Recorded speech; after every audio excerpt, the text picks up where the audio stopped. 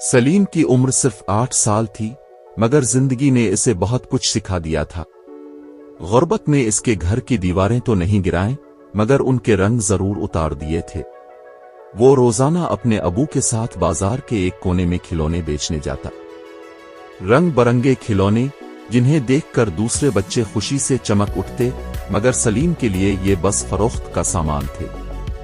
ایک دن جب وہ ایک لکڑی کا چھوٹا سا جہاز صاف کر رہا تھا، ایک امیر عورت اپنی بیٹی کے ساتھ دکان پر آئی۔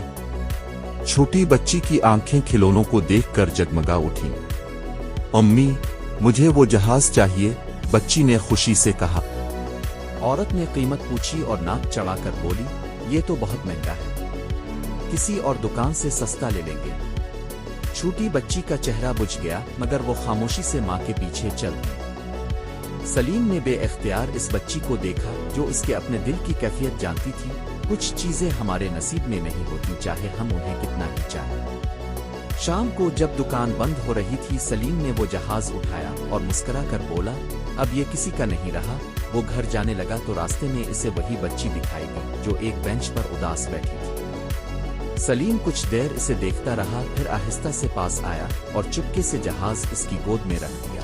بچی کی آنکھوں میں حیرت اور خوشی ایک ساتھ آئی۔ یہ میرے لیے؟ سلیم مسکرا دیا، ہاں، لیکن کسی کو بتانا مت ورنہ میرا کاروبار بند ہو جائے گا۔ بچی ہنس پڑی اور پہلی بار سلیم کو لگا کہ شاید کچھ چیزیں خرید